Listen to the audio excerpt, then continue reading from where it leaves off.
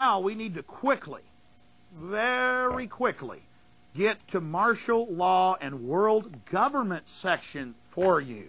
And I had to really condense this down.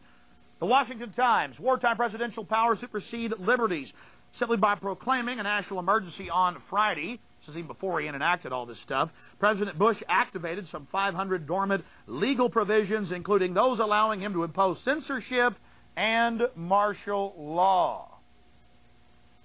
But it's to stop the terrorists. The Washington Times, Frank J. Murray. I interviewed Frank J. Murray on the radio, and the clips of that will be in the new film coming out. This is just an emergency report. Please get it out to everybody. Wartime presidential powers supersede liberties. And then it gets into all the codes and all the rest of it. What they're doing.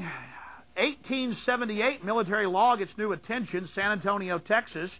Associated Press. And it's got all these generals saying we need to go ahead and get rid of posse comitatus and go ahead and get rid of the Bill of Rights and Constitution.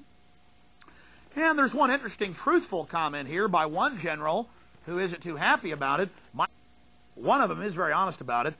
Michael Spack, a former Army JAG colonel, now teaching at Chicago Kent College of Law, says the exceptions made in the name of national security in recent decades have left posse comitatus a hollow shell. He says the law should be scrapped entirely. And then he goes on to admit any amendment to loosen posse comitatus would be strictly pro forma, or after the fact, he says, because as it now is construed, the statute has enough wiggle room for the government to use the military for domestic action as it sees fit. For 10 years before September 11th, they were training troops to take your guns and put you in camps. I made 2 films on that alone. We had black helicopters burning police stations in South Texas. There I go. I better show you some news articles on that. We'll put them over me here on the tape a little bit later. So, and of course, what is posse comitatus? America's military is largely prohibited from acting as a domestic police force, but with the increased fears of terrorism, some experts say it's time to rethink those restrictions. And it says troops will be patrolling the streets of America. 1878 law gets new attention, and they admit it's already been gone. Now they're just announcing it to us. Funny, getting rid of that law didn't protect us from terrorists. Tripling your anti-terrorism funding didn't protect us from terrorists. Now you're going to get $1.5 trillion over 5 years, 1/5 the U.S. economy. Will there be an incentive for the government to stop terrorism? Or will there be an incentive for there to be more terrorism? See, the new economy is subverting the Constitution and oppressing the people. Most countries work that way. We've been different. Now that's changing. Here's the Washington Post. Military favors a homeland command. Forces will shift to patrolling the United States. And it says it'll be under a joint command from NORAD and Joint Forces Command in Virginia. NORAD in Colorado, Joint Forces Command in Virginia. And it says they're going to put 358,000 soldiers on American streets to, quote, deal with American terrorists. And they're going to put 358,000 troops on the streets, 8 heavy armor divisions, and foreign troops. Oh, the foreign troops that we're training 6 years ago? Well, let me show you this. Military favors a homeland command. Go read it for yourself. Forces may shift. You show them what we put in my films. These are my films. Yes, that's what they've been trying to do to Americans for years. That's from Police State 2000. This is just an emergency report you're watching, but it is important. 4 commanders seek staff role for the FBI to run domestic counterterrorism and patrol America. The New York Times, the FBI to run things with the military. Ah, there they were in California training.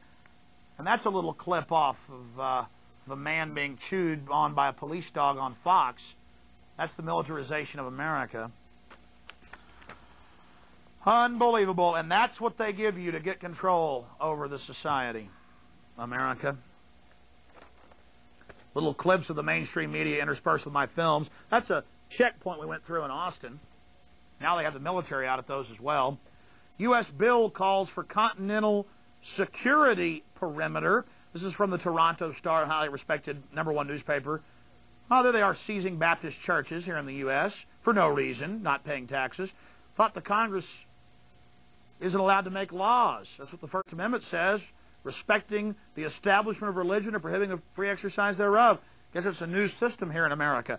But back to U.S. bill calls for continental security perimeter. We need to show them this, Mike. Need to show them this, Mike. Yeah, we'll show them the black helicopters later. U.S. bill calls for continental security perimeter.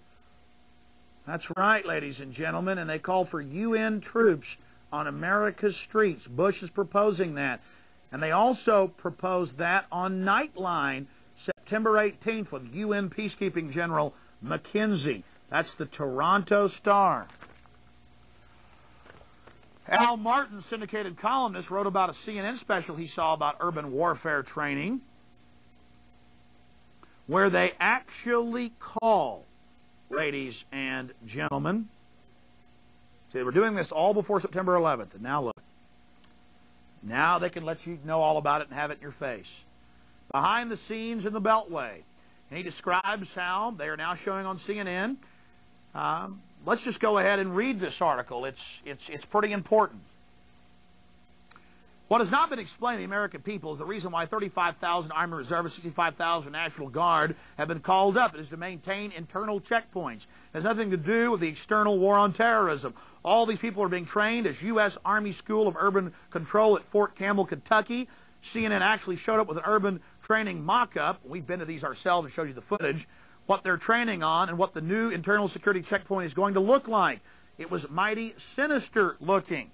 There was a barrier that went across the road. To the right was an elevated shed-like structure, elevated perhaps 15 feet in the air. It had a small second story that was open on it and a sign that read Homeland Security Internal Checkpoint. There were sandbags and a wooden arm that crossed the road that read 100% ID check. Then there was a small shed on the right with a small barbed wire area behind it. On the structure was a sign which read, all citizens not having proper identification will be detained. All citizens who are deemed to be acting in a suspicious manner will be detained. At each of these posts, there will be 6 armed Army National Guard reservists with M16s with a full field kit. On the top of the structure to the rear, the open structure on the top, there's a man with a machine gun emplacement. They showed the actual mock-up used for these purposes. They had new uniforms. They weren't in their regular uniforms. It's a new gray uniform, which we've shown you in my films. We went and covered this. With a gray helmet and a gray visor so you can't see their eyes, like the old executioner. Yeah, or the SWAT team's got to cover up the wickedness. Then the only thing you see is from their lips down. That's to prevent, the military said, any retribution from people that don't like the new system. See, there's going to be more terrorist attacks after September 11th, all orchestrated by your loving New World Order government. The uniform looked exactly like the Imperial Stormtroopers from Star Wars, except inside... the new uniform looked exactly like the Imperial Stormtroopers from Star Wars, except instead of white, it was gray. All the helmets have little transceivers so they can communicate with each other. There will be 6 guards at each internal security checkpoint, and there's another warning on the inside of the barbed wire enclosure. Any detainees attempting to escape will be shot. It was a yellow and red sign inside the detainment area. Then they showed a procedure where they're using to train these guys. An average American car like a Ford or Chevy drives up, and there's supposed to be a husband and a wife in the front seat and a couple of kids in the back. So they drive up to the checkpoint, the corporal comes up to the car and says, "May I see your identification, citizen?" Then there's a sign inside the camp on CNN that they showed at Fort Campbell, Kentucky, and at Fort Knox that says anyone trying to escape will be shot. Then it says they call everyone citizen. There's another spot on the gate that's X'd out, and the sergeant alluded to it. It says all citizens are required to present their national identification cards, but the sergeant said they left it blank because the legislation has not been passed yet. Now, this was on CNN 3 weeks ago, in early December. Now, or I guess in late November. Now, this report, this CNN report, was on CNN in late November. But I've been to these urban warfare training deals in California, We've got them from Swansboro, North Carolina, where they do it to real American citizens, where they walk up, you're in your town with a camera, they walk up and say, turn it off, with a machine gun, and the cop's standing by the man with a machine gun. Pulling families out of cars for real, not just training. Unbelievable. Let's continue. NATO lends a hand with U.S. Sky Patrol, NATO aircraft. Russia's entering NATO, by the way. There it is, Washington Post. I'm sure you already heard about this, though. NATO lends a hand with U.S. Sky Patrol. Russia may be given veto over NATO moves. That's from the London Telegraph. EU and Russia agree on closer cooperation. See how Russia's coming in to help police things? Bush wants UN and NATO troops on the streets. Continental security perimeter. Toronto Star, Associated Press. The New World Order. Bush launches UN offensive on terror states. The Sunday Times of London, there's Bush and Tony Blair in their speech, New World Order, New World